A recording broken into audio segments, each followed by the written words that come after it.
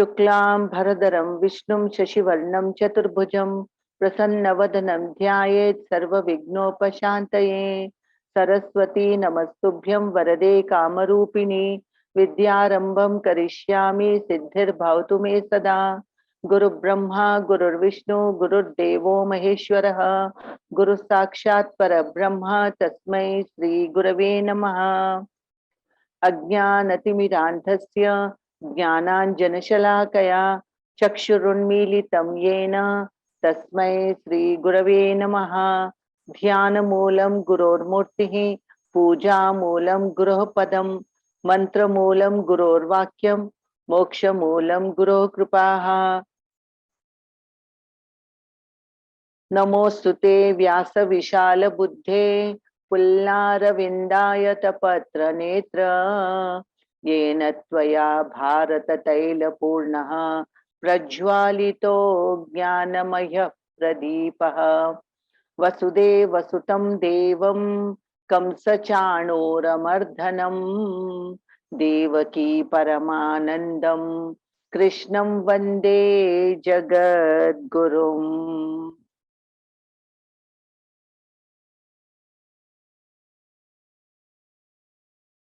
My humble prostrations to the lotus feet of my Pujya Gurudev, Pujya Sadguru, Sri Sri Sri Sai Kumar Ji.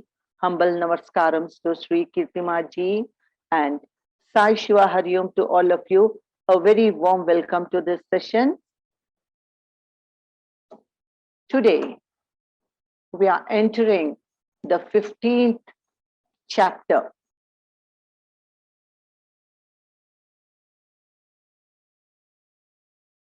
What is the 15th chapter? Purushottama Prapti Yoga. Means the yoga of the attainment of the Supreme.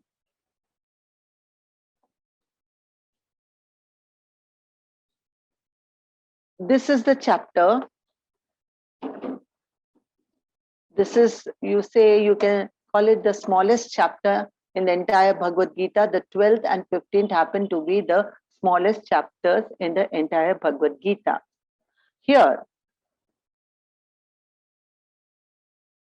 this chapter talks about the tree of samsara. See, every man wants progress in life. You want to develop yourself. Everybody, they want to do something or the other. Nobody will agree to remain in the same state always. Today, you're an officer. Tomorrow, you wish to become CEO of the company or the director of the company. The nature of man is to progress in life. Somebody wants to improve his business. Somebody wants to grow in the educational career, go for further studies, and somebody wants a promotion in job. Climbing up step by step, man will be delighted to reach the pinnacle of success. Everybody wants to reach the pinnacle of success. Nobody wants to stay where they are.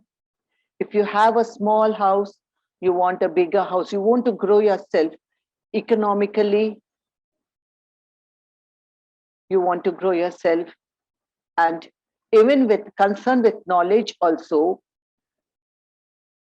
some in the field of science, some in the field of art, some in literature, some in the field of politics. They want to grow. If a politician is there, he's just a member of the party. He wants to become an MLA. From MLA, he wants to become a minister, a politician. And from there, he wants to go to the Lok Sabha elections. Like this, they want to grow in their field. And if it is in the field of science, somebody is doing research, even in their research work, for the good of mankind, they want to improve their research. Even in literature, they want to improve literary aspects. So in this way, everybody wants to improve themselves They want to improve their wisdom, and thus they will be advancing further. But this is not enough. It is good to improve yourself. Improve yourself in a certain field, you're improving yourself. But in reality, you are not improving your real self. One must accomplish progress in the realms of spirituality. That is improving yourself. According to Darwin's theory of evolution, the monkey developing gradually changed into a human being. It was from monkey, we became a human being. That is Darwin's theory of evolution.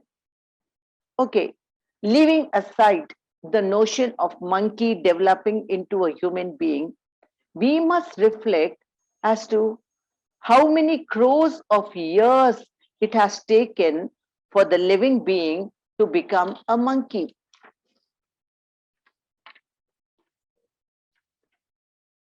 The jiva should know how desperate it was, how many wombs the jiva has crossed across, and how much he traveled, how many stages it crossed in order to achieve this human birth.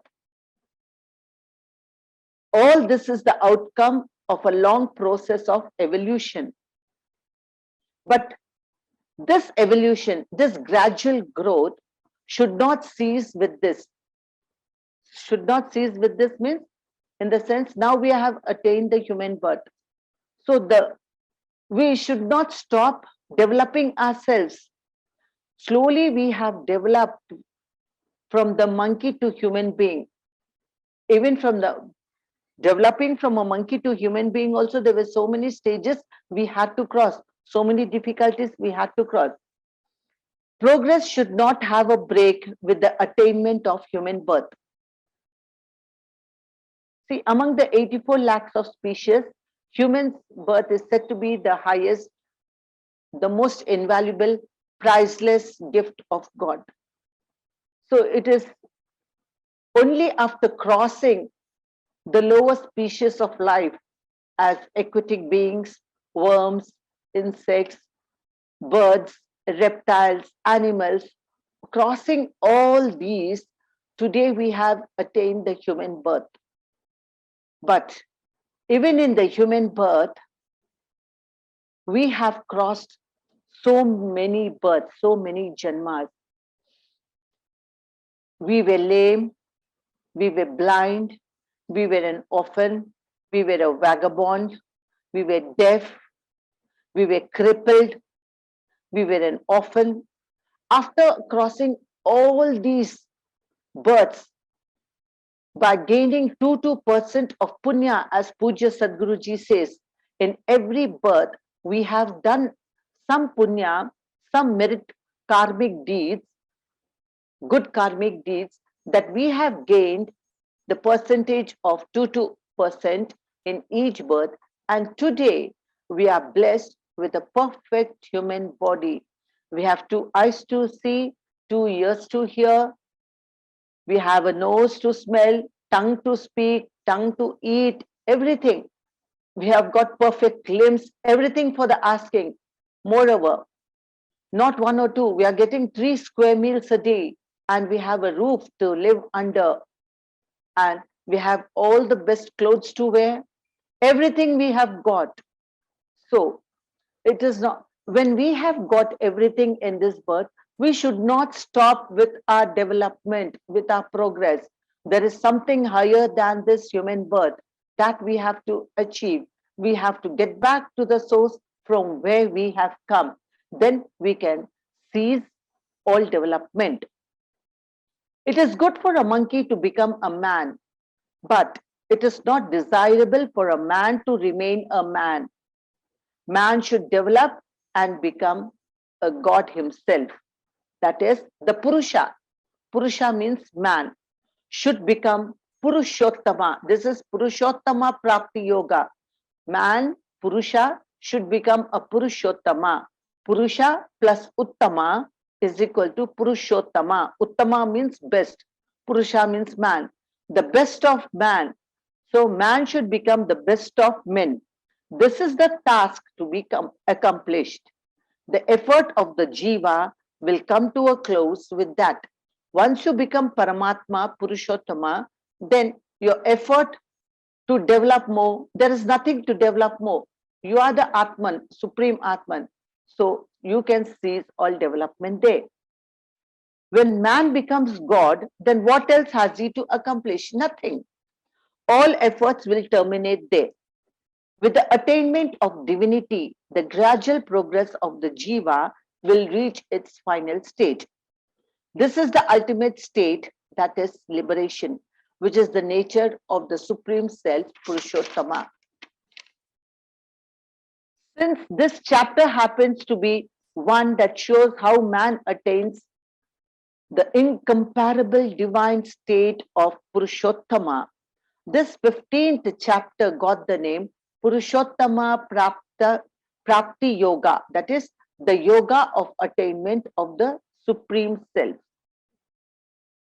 Now in this chapter begins with the tree of Sansar, worldly life. The tree of worldly life is described in the opening stanza. Sansar is compared to the people tree, the Ashwatha tree. The people tree is called Ashwatha.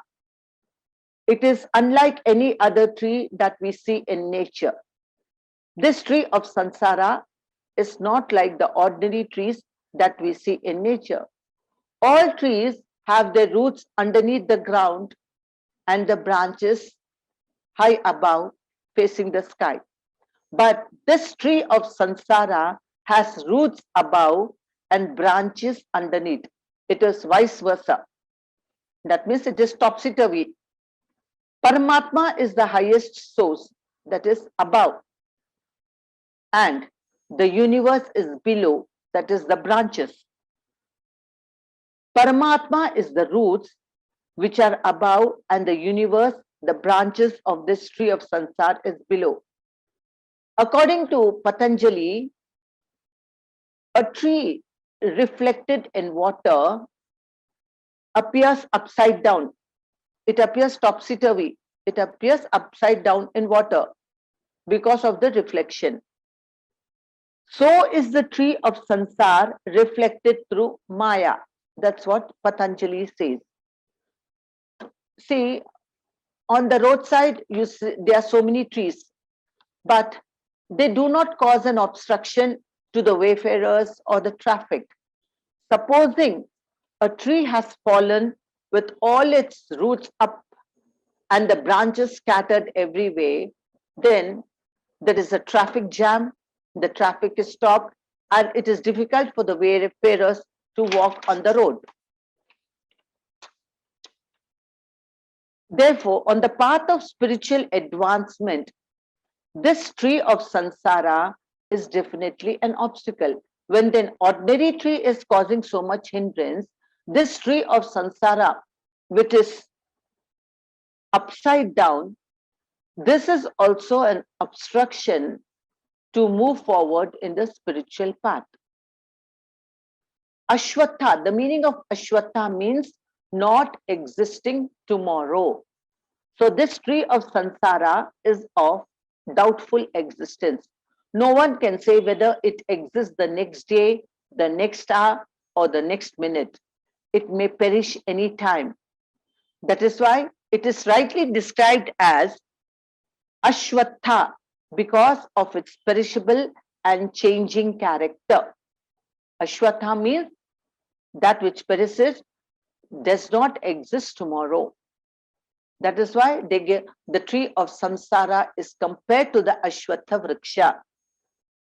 But he who understands that the tree of Sansara is the outcome of the Paramatma, is projected from the Paramatma, the seed and origin is traced to the Paramatma, such a person who knows, understands this, is the wise person. He is a jnani.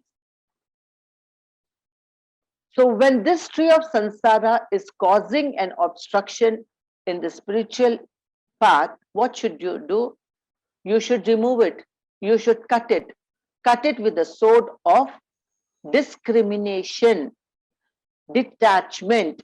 You have to cut it with the sword of detachment and discrimination, and man should strive to reach the state of Paramatma. What happens when the jiva leaves the old body and enters into a new body? Here Sri Krishna says, Shariram 𝘤𝘕𝘂𝑚𝑡𝑒 𝘕𝑒₀ 𝘠𝑡𝑣𝑒 samyati 𝘤𝘰𝘩𝘦𝘳𝑎𝑡. When the jiva, who is the lord of the senses and mind, obtains a body, when the jiva, who is the lord of the senses and mind, gets a body, and when he is leaving the body, he carries along with him his senses, his mind, and the subtle vasanas with him. Like how 𝘴𝘰𝘩𝘦𝘳, like the wind that carries the scent from the flowers. Just as the wind carries the scent from the flowers, so man carries along with him, even after death, he carries along with him his subtle vasanas, his senses, and the mind. Therefore, the jiva takes with him all the good and negative deeds, the senses, the mind, and enters into another fresh body. These determine the nature of the next birth. Hope you understood. Like whatever you're carrying, you're saying we are carrying the subtle samskaras. Supposing you take bad samskaras with you, negative samskaras, then your next birth will also be a negative birth. If you're carrying all good samskaras, your next birth will also be very, very good. As such, if the deeds are pure in nature, the mind is free from ugly thoughts. Whatever you do, your karmic account should be pure. At least the next birth will be a good one. Just now we discussed about the wind. The wind carries the smell. It carries the fragrance of the flowers as well as the stench coming from the gutter or flesh. As the messenger carries good and bad news, what does the messenger do? He carries messages. It may be good. You can take it as a postman or a courier service. You may get a good message or a bad message through your courier service. And as the wind blows, sweet smell as well as foul smell. Sometimes you get sweet smell. Somewhere there are jasmines and you get a sweet fragrance. You say, "Boss, what a nice fragrance." Suddenly you get a stench. You say, "From where is this foul smell coming?" Somewhere from the gutter. Even so, the jiva carries the essence of his whole life. The jiva carries along with him the essence of his whole life. That is, you can say it is the report card in the subtle form of vasanas and enters a new body. Now, according to the report card, you are promoted in the class, or even when you're going for some interviews, you have to submit your marks sheet also. So according to that, you're given a job. So when the jiva carries the essence of his whole life, the report card of his whole life, that determines his next birth. So the next birth depends on the quality of the mind which the jiva is carrying. That is why our Sadhguruji says, keep the mind pure. Remember, there should be constant repetition of the divine name, because if the mind is pure only, then the next birth what you get will be a good one. If it is impure, the jiva goes into impure wombs. Remember that. If the mind is impure, the jiva goes into impure wombs. If the mind is pure, the jiva enters entitled wombs. That means he is born in a family of Satpurushas. He is born in a family of saints and sages or wise men. Moving further, Sri Krishna says how the jiva enjoys the sense objects. How the jiva enjoys the sense objects. Presiding over the ear, over the ear, the eye, touch, the skin, the taste, tongue, and smell, nose. So also the mind, he experiences objects. Here Sri Krishna is saying, all the five senses serve as five different messengers to the indweller in the body. All the five senses are five different messengers. If a man is locked up in a cell without any ventilation, no ventilation is there. If a man is locked up, what will be the state of that man? He would perish. He would die because he is deprived of air, he is deprived of water, he is deprived of food and light. But the Jivatma residing in the foot, you can say this is also a cell residing in this foot of this body, gets all the requirements through the five senses. The Jivatma gets everything what it wants. Now the five senses are pertaining to the five elemental forces. Five elemental forces means the Pancha Mahabhutas. Ear, now you have the ear. How are you listening to this discourse? Through the ears you are listening.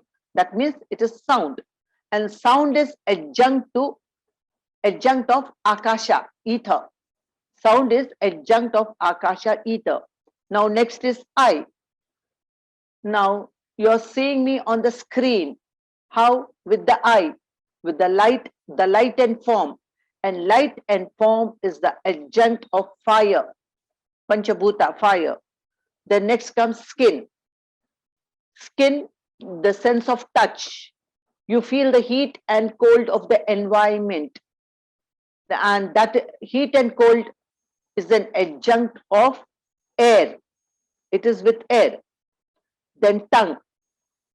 You taste with the tongue. Then taste is the adjunct of water. Next is nose. You smell with the nose. And earth. Smell is the adjunct of earth. And mind is the interpreter of the data brought in by all these senses.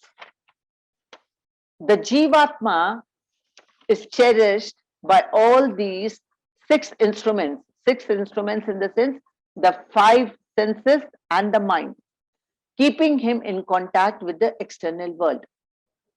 So in this way, the Jivatma is in contact with the external world. Just now we have discussed. So it is the primary duty of every seeker to purify the mind and the senses by constant sadhana. I don't want to develop in the spiritual sadhana. You may think, why should I be a seeker? Why should be an aspirant? I don't want to be a seeker. I just want to be myself.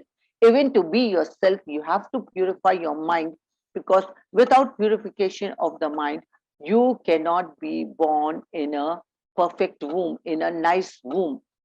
Just now we have discussed that those who have done the negative will be born in negative wombs. If the mind becomes pure without any vasanas, then there is no birth for the jiva. There should not be any vasanas, impressions in the mind. Then you can get rid of punarapi jananam, punarapi maranam. Moving on further, Sri Krishna says, why do we not see God? This question is asked by many. Sri Krishna answers, you can see God now in the body by acquiring the eye of knowledge. What is that eye of knowledge? The eye of knowledge means right discrimination. We had discussed earlier in the earlier sessions about Shat Sampati, Viveka and Vairagya. Viveka is the first for what is that four pillars of knowledge we discussed. So in that, Viveka comes first. Sadhana Chatushtaya. Sadhana Chatushtaya means four. In Sadhana Chatushtaya, first comes Viveka, that is discrimination. What is that discrimination? We had discussed in detail, hope you remember. I think it was in the 4th chapter we discussed. Like discriminating between what is real and what is unreal, what is true, what is false, what is good, what is bad, discriminating what is changing with what that is not changing. Everything in the world is changing, even you and me are changing, but there is one substratum that is not changing. That is discrimination. So you should have this eye of discrimination. Then without, you can discriminate between Atma and Anatma. What is Atma, what is not Atma. Without purity of heart, no effort can enable man to see Atma. First, you should have purity of heart. To have purity of heart, you should have purity of mind. Hence, one should live in this world like a drop of water on the lotus leaf. It is not that you have to leave the world. It is not that you have to give up everything. Just remember to whom the Bhagavad Gita was told by Sri Krishna. To whom did Krishna tell the Bhagavad Gita? To Arjuna. Who was Arjuna? He was a royal prince. And Sri Krishna did not ask him to give up his royal pleasures or the royal kingdom. He asked him to do his duty. So that is what we have to do. Wherever we are placed in society, we have to carry out our prescribed duties, but at the same time, be detached to the world, remembering that all this is perishable, only the one Atma is eternal, imperishable. See, on the banks of the river Ganga, there was a small hermitage in which an anchorite lived. And as per the norms of the anchorite, he used to live on begging alms. Every day he used to go for begging, and whatever he used to get in begging alms, he used to eat that. One day he visited a house for bhiksha. The lady of the house served him with food. She informed him to come to her house every day. She said, "Oh sannyasi, please don't go to other houses. You come to my house directly for bhiksha. It will be a privilege for me. I will be a blessed soul to serve you. I will offer you the bhiksha every day and you can have that food." So this anchorite continued to go to her house every day.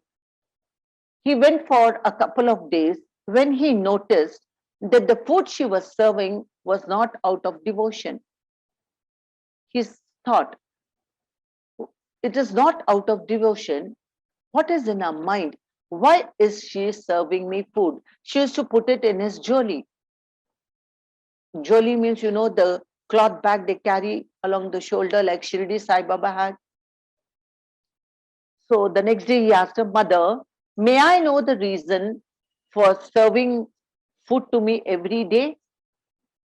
The lady said, "Oh Mahatma, you have such beautiful eyes. What sparkling eyes, lotus-like, beautiful eyes. And I admire your eyes. I'm carried away by your eyes. I like to see your eyes constantly. So if you come to my house every day for bhiksha, I will at least have an opportunity to gaze at you and admire your beauty, admire the beauty of your eyes."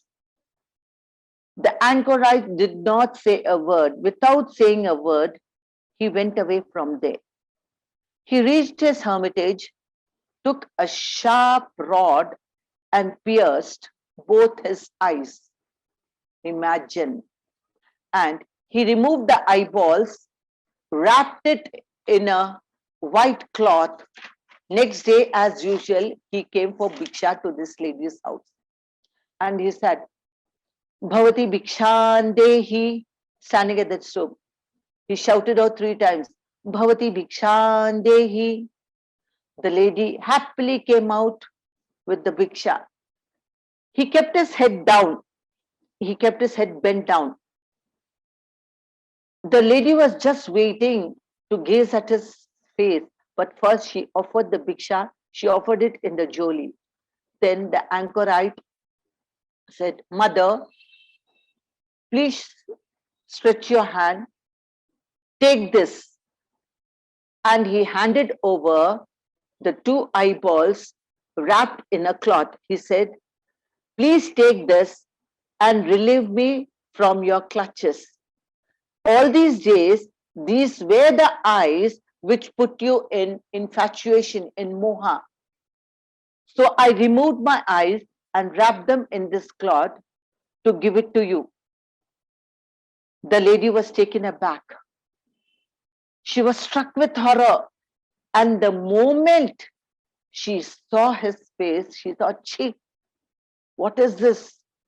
Till then, she admired his eyes, beautiful eyes, lotus-shaped eyes, sparkling eyes, all that she said. And the moment she saw him without the eyes, she thought, "Oh, horrible he looks, how frightful he looks." This is the state. Till yesterday, she admired the face, but now she rejected it. And see the renunciation of that anchorite. So, the knowledge of Atman is not that which can be attained by words. It cannot be attained by words. It requires sacrifice, tyaga, not ordinary sacrifice, mahatyaga, great sacrifice. So moving on further, Sri Krishna says that the sun, moon, and the stars shine by his light. Paramatma alone is the one light, and that is reflected through different forms like the sun, moon, and stars. Paramatma is self-luminous, he is light himself. Paramatma permeates the earth and sustains all beings with his energy. He waters and nourishes the plants and herbs. It is Paramatma who is taking care. Otherwise, how will the forest survive? How do the trees on the roadside survive? So Sri Krishna says, "Aham 𝘰𝘓𝘕𝘪𝘴 𝘠𝑒𝑛 प्राणिनां देहमाश्रितः प्राणापान samayukta pachamyannam chadurvidham." Sri Krishna declares that he is the gastric fire or the digestive fire in all living beings and digests the 4 kinds of food. What are the 4 kinds of food that we take? The 4 kinds of food is, we masticate food, we suck also, we suck the food, masticating, sucking, licking, and swallowing.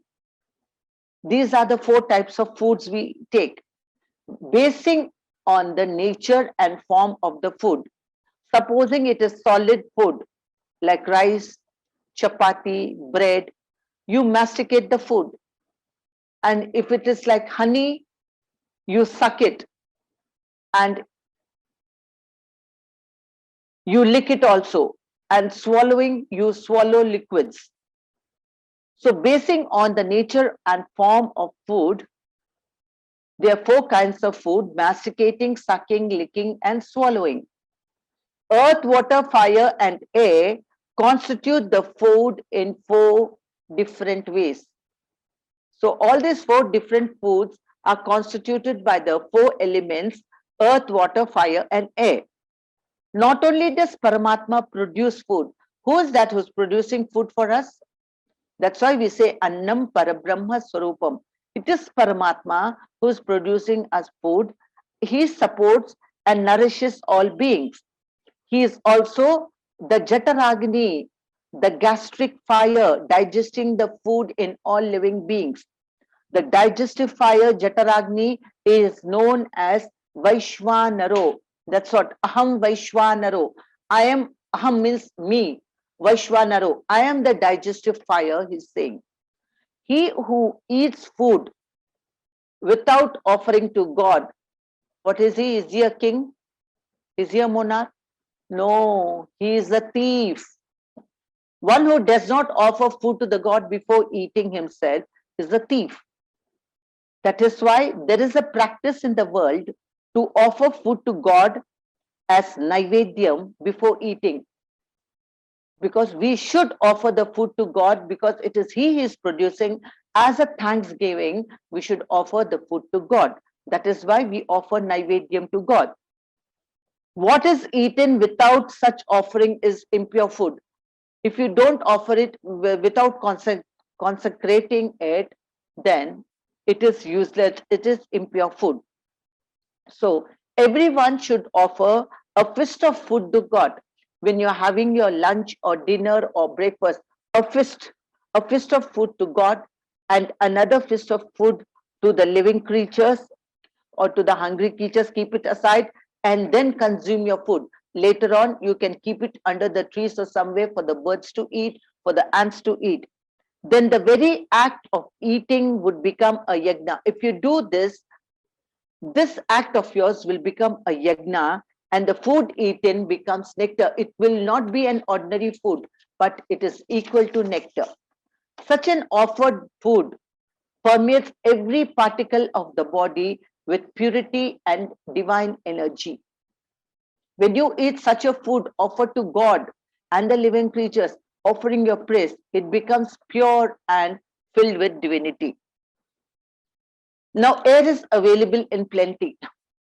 Just because air is available in plenty, one does not take too much of air. He takes in plenty, he takes in what is required for his body, he takes in that much of air. The same implies to water also. Water is taken in limited quantity. How much water you'll drink? You have tanks and tanks of water, but 3 liters or 4 liters of water you may take, or at the most 5 liters. Since the well is full of water, no one drinks pots and pots of water. In such a case, why should one eat food without limit? We eat like they say, no, don't eat like a glut. Don't be a glutton. Don't eat like a glut. Mahatma Gandhi seems to have questioned this. Why should one eat food without any limit? Once Mahatma Gandhi questioned. They say, the Shastras say that you should eat half a stomach. Only half. Divide the stomach into 4. We had already discussed this in the 6th chapter. Divide the stomach into 4 parts. Half stomach fill it with food. Another quarter of it fill it with water. And the remaining quarter leave it for the air to circulate, for the air to rotate. Annam Brahma Bhokta cha Brahma, it is said. Shastras, the Upanishads say, Annam Brahma Bhokta cha Brahma, meaning the food and the person who eats that food, both are of the form of Brahman. Annam Parabrahma Swarupam, you say. So Annam is Brahma, the food is Brahman, and the person who's partaking the food is also Brahman. Sri Krishna declares that he is hidden in the crops, and I exist as one who develops them into grain. He is hidden in the crops, and hiding in the crops, he develops the crops into grain. And he enters us, and he acts as the fire of digestion in the living beings. I am dwelling in them as the enjoyer of the food. This is what Sri Krishna is saying. Since this chapter, which has taught so many excellent secrets in respect of food, people recite this at the time of taking food. Even now, in many ashrams, they recite the entire 15th chapter before partaking the food. There are only 20 slokas in this 15th chapter, so it hardly takes 6 minutes, 5 to 6 minutes to recite the entire chapter. Then taking holy water in the hand, you take water in hand, reciting Brahmarpanam, Brahmahavihi, Brahmagno, Brahmanautam, then sipping that tirtha subsequently, if the food is eaten with the feeling of Brahman, that food will transform into nectar, ambrosia. One should avoid talking at the time of taking food. Sri Krishna says, don't talk while taking food. The scriptures instruct, while bathing, what the Shastra say, while bathing, while eating, while doing yajna, while doing puja, while doing japa, while sitting in meditation, don't utter a word, don't talk, you should be silent. One must observe silence.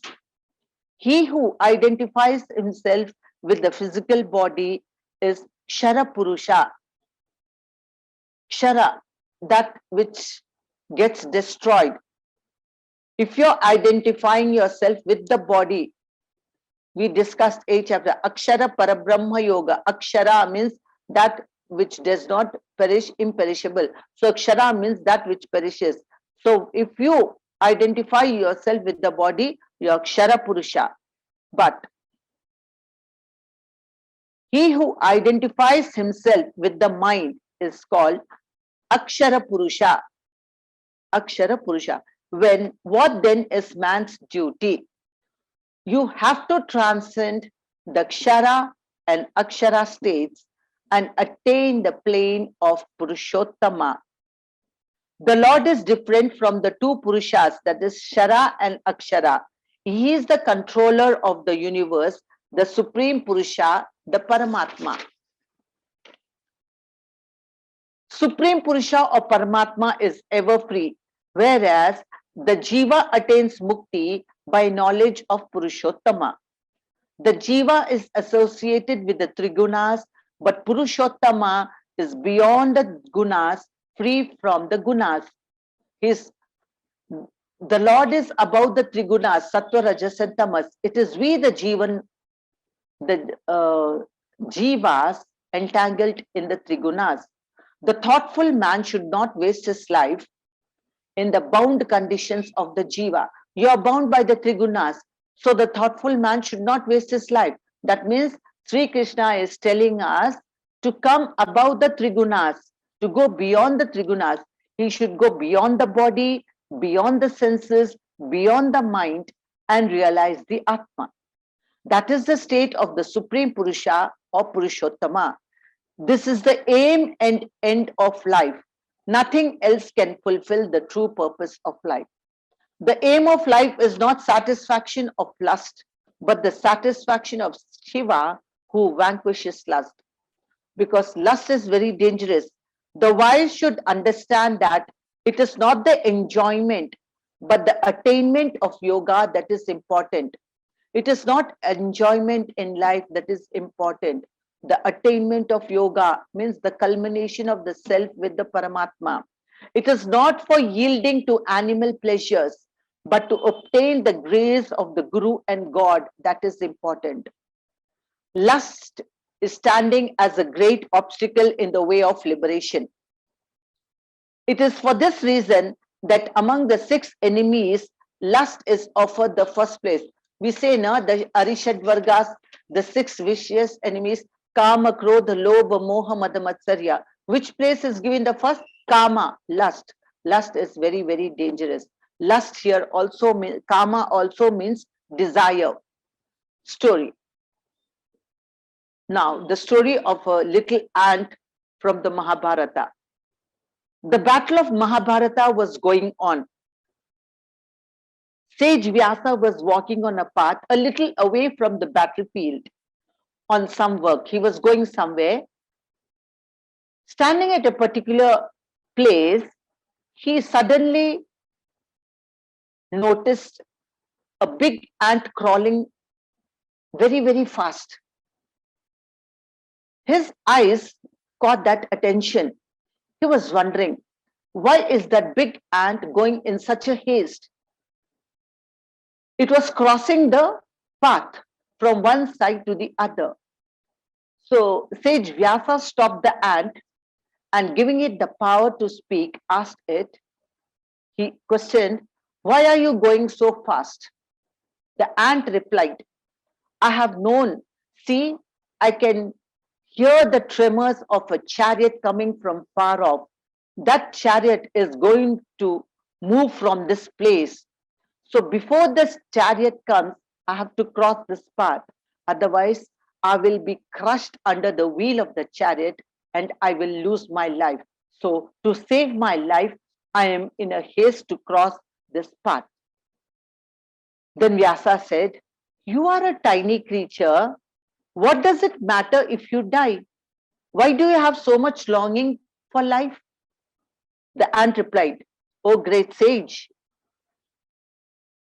you know everything. You are a great Mahatma. And why are you talking like that and asking me? You know, in spite of your complete knowledge of everything, you know that every living being has love and affection. Every living being, not only humans, every living being has love and affection on his body, on his life, and on his family. The pleasure derived by human beings from eating and drinking, we too obtain it. The ant is saying, whatever the pleasure and you obtain, the enjoyment you obtain from eating and drinking, the same pleasure and enjoyment, we ants also obtain it. The pleasure that people derive from their partners, I am also experiencing the same time of pleasure through my wife. As far as pleasures and enjoyments of objects is concerned, it is the same for all, be it a human being, animal, bird, insect, and worms. There is no difference in the pleasures.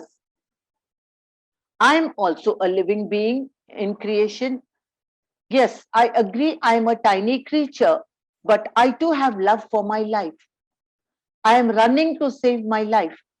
Please pardon me, O Mahatma, the chariot is approaching. I have to go. Having said all this, it took leave of the great sage and left in a hurry. Who? The big ant. So what kind of enjoyments all creatures are experiencing? What did the ant say? The pleasures and enjoyments that man experiences, the same pleasures and enjoyments, even sensual pleasures, carnal pleasures, we too enjoy. So, if that is the case, if enjoyments is the same in all the living creatures, if satisfying pleasures and enjoyments of objects itself is the goal of life, then there is no need for a living being to be born as a human being. There is no need. Why should we be born as human beings? We can enjoy pleasures, be it carnal pleasure, sensual pleasure. You enjoy eating food. You enjoy your life with merriment. So as any creature, you can experience this enjoyment. It is not that only as a human being. One can also enjoy senseless pleasures by living the life of insects and worms. The pleasures that are available in human life are present in animal life as well. Hence, the same pleasures are present in human life as well as animal life. So, but how can we say that human being is the best of all creations? It is the crowning glory of creation. Why? Why do our Shastras say? Because God has given us the power of discrimination, the power of reasoning, which no other creature on earth has. It is only human beings that we have the power of viveka and vairagya.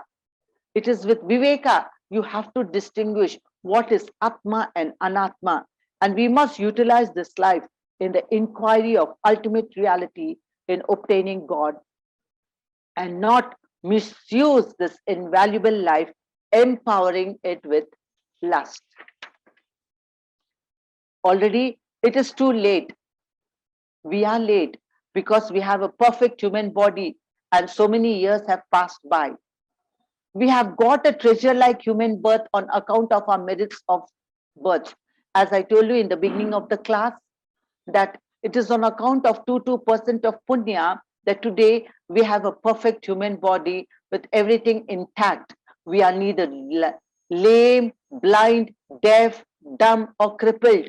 We are neither orphans, we are not vagabonds on the streets. We have everything for the asking. 3 square meals a day. We have a roof to live under. And we have the best clothes to wear. That must be put to proper use. Because if after attaining this perfect human body, if you don't take care of it, you may again fall down. As it is, we are rotating in the cycle of punarapi jananam, punarapi maranam. as we have already discussed, if you do good karmic deeds, you are born in good families, in the families of Satpurushas, in the family of the wise. If you do bad karmic deeds, you are born in the lower species or in a wicked family, in a negative family, you will attain birth. Remember the game of snakes and ladders. You play the game of snakes and ladders. You put the dice, supposing you get number 6, 1, 2, 3, 4, 5, 6, you count, and there is the ladder there, you go up. As you're playing, suddenly you are bitten by a snake, again you fall down. You come up to number 2, you fall down. So if you do good karma, you climb the ladder of success. If you do bad karma, you're bitten by the snake of your karma phala and you come down. Remember this game. See, man has 2 eyes. Sadhguruji says, man has 2 eyes, but karma has countless eyes. And it is with this karma that we keep rotating in the cycle of birth and death. In the Garuda Purana, Lord Vishnu instructs Garuda. He says, Garuda, if the village is lost, it can be regained. If the land is lost, it can be regained. If money is lost, it can be regained. Similarly, if good and negative actions that can be performed again, actions can be performed again and again. But once you lose the body, it is lost forever. Once you lose this body, it is lost forever. So we have to be very careful in putting a step forward in life's journey. Hence, we should not allow this God-given opportunity to slip from our hands. It is such a great blessing. It is really a valuable, invaluable gift we have got from God, this priceless human birth. So let us all, through good company, good conduct, and good discipline, make our life pure and reach the proximity of the divine. We should have good company, good conduct, and good discipline. Then only we can improve ourselves. Human being, that is Purusha, must strive to become the best of men, Purushottama. That alone is the goal of life. That alone is the absolute destination. So let's end the session with Sadhguruji saying, do not search for God here and there. Sadhguruji is saying, He is under your feet, nurturing you in the form of the earth. He is the roof over your head in the form of the sky. He is with you in the guise of the air that you breathe in and out. He resides in the inner chambers of your heart, akin to the size of a tiny poppy seed, and He is life. Man today has set out on an outward journey to other planets. But if he looks inward and sets out in quest of himself, he will find the greatest treasure hidden deep within him. So let us all reflect upon this point and put a step forward from tomorrow onwards. Now we'll begin with the sloka recitation. We have finished the dhyana slokas. So today we'll be chanting the 15th chapter sloka. Ready? Shariram 𝘤𝘩𝘢𝘐 Shariram 𝘤𝘩𝘢𝘐 Shariram 𝘤𝘩𝘢𝘐 Shariram 𝘤𝘩𝘢𝘐 यच्चापुत्रामतीश्वरः यच्चाप्युत्क्रामतीश्वरः यच्चापुत्क्रामतीश्वरः यच्चापुत्क्रामतीश्वरः गृहीत्वैतानि संयाति गृहीत्वैतानि संयाति गृहीत्वैतानि संयाति गृहीत्वैतानि संयाति वायुर्गन्धानि वाशयात् वायुर्गन्धानिवासयात् वायुर्गन्धानिवासयात् वायुर्गन्धानिवासयात् शरीरं यदवाप्नोति यच्चाप्युत्क्रामतीश्वरः शरीरं यदवाप्नोति यच्चाप्युत्क्रामतीश्वरः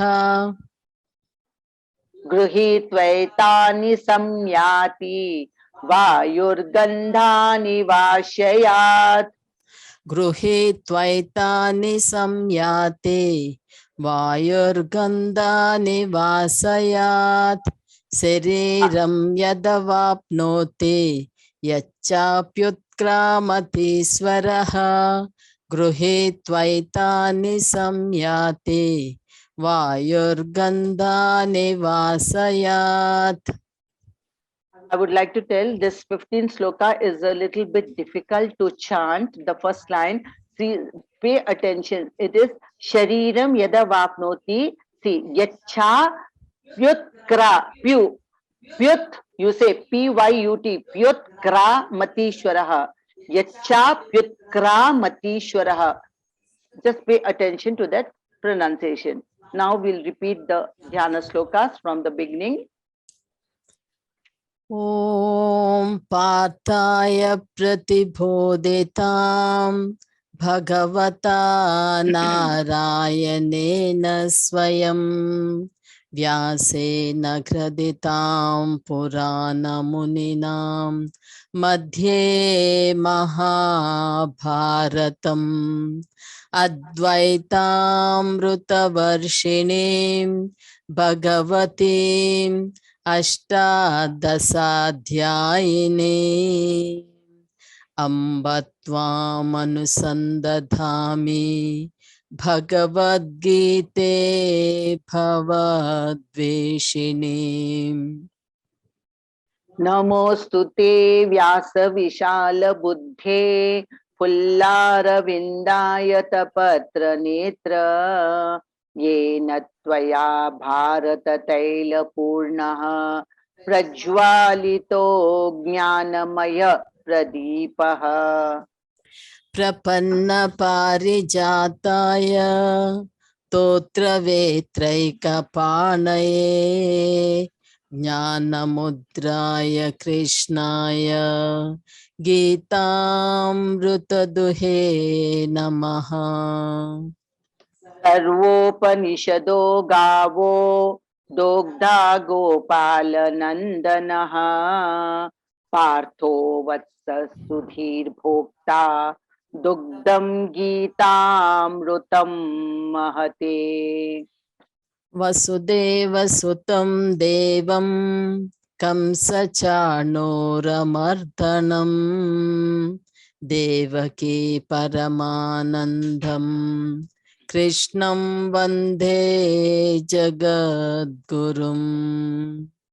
भीष्मद्रोणतटा जयद्रथजला गान्धारनीलोत्पला शल्यग्राहवती कृपेण वहनी कर्णेन वेलाकुला। अश्वत्थामविकर्णघोरमकरा दुर्योधनावर्तिने सोतीर्णा खलु पाण्डवैः कैवर्तकः केशवः। पाराशर्यवचः सरोजममलं गीतार्थगन्धोत्कटं नानाख्यानककेसरं हरिकथा सम्बोधनाबोधितम्।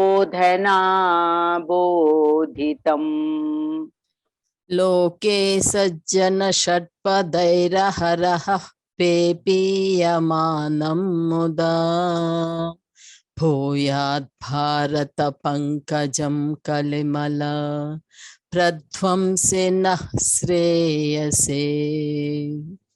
मूकं करोति वाचालं पंगुं लंघयते गिरिं यत्कृपातमहं वन्दे परमानन्दमाधवम् यं ब्रह्मा वरुणेन्द्ररुद्रमरुतः स्तुन्वन्ति दिव्यैस्तवैः वेदैः साङ्गपदक्रमोपनिषदैर्गायन्ति यं सामगाः ध्यानावस्थिततद्गतेन मनसा पश्यन्ति यं योगिनो यस्यान्तं न विदुः देवाय तस्मै नमः। ॐ श्री परमात्मने नमः। अतः श्रीमद्भगवद्गीता धृतराष्ट्र उवाच धर्मक्षेत्रे कुरुक्षेत्रे समवेतायुयुत्सवः मामकः पाण्डवाश्चैव किमकुर्वत सञ्जय। अर्जुन उवाच न काङ्क्षे विजयं कृष्ण न च राज्यं सुखानि च किं नो राज्येन गोविन्द किं भोगैर्जीवितेन वा। श्रीभगवानुवाच जातस्य हि ध्रुवो मृत्युः ध्रुवं जन्म मृतस्य च तस्मादपरिहार्येऽर्थे न त्वं शोचितुमर्हसि। नियतं कुरु कर्म त्वं कर्म ज्याह्यो ह्यकर्मणः शरीरयात्रापि च ते न प्रसिद्ध्येद कर्मणः। परित्राणाय साधूनां विनाशाय च दुष्कृतां धर्म संस्थापनार्थाय संभवामि युगे युगे। संन्यासः कर्मयोगश्च निःश्रेयसकरावुभौ तयोस्तु कर्म संन्यासात् कर्मयोगो विशिष्यते। असंशयं महाबाहो मनो दुर्निग्रहं चलम् अभ्यासेन तु कौन्तेय वैराग्येण च गृह्यते। दैवी हेषा गुणमयी मम माया दुरत्यया मामेव ये प्रपद्यन्ते मायामेतां तरन्ति ते। अन्तकाले च मामेव स्मरन् मुक्त्वा कळेबरं यः प्रयाति समद्भावं याति नास्त्यत्र संशयः। अपि चेत् सुदुराचारो भजते मामनन्यभाक् साधुरेव समन्तव्यः सम्यग् व्यवसितो हि सः। अहमात्मा गुडाकेश सर्वभूताशयस्थितः अहमादिश्च मध्यं च भूतानामन्त एव च। मत्कर्म कृन्मत्परमो मद्भक्तः सङ्गवर्जितः निर्वैरः सर्वभूतेषु यः स मामेति पाण्डव। यो न हृष्यति न द्वेष्टि न शोचति न काङ्क्षति शुभाशुभपरित्यागी भक्तिमान् यः स मे प्रियः। अमानित्वमदम्भित्वम् अहिंसा क्षान्तिरार्जवम् आचार्योपासनं शौचं स्थैर्यमात्मा विनिग्रहः। कर्मणः सुकृतस्याहुः सात्विकं निर्मलं फलं रजसस्तु फलं दुःखम् Shashvekam Ajnanam Tamasah Palam. Shariram yadavapnoti yachakutkramatishvaraha gृहीत्वैतानि samyati vayurgandhani vashayat. So now we'll end this session. Om Sarve Bhavantu Sukhinah Sarve Santu Niramaya Sarve Bhadrani Pashyantu Ma Kaschid Dukkha Bhag Bhavet. Om Shanti Shanti Shanti. Hari Om Tat Sat. Thank you all for joining this session.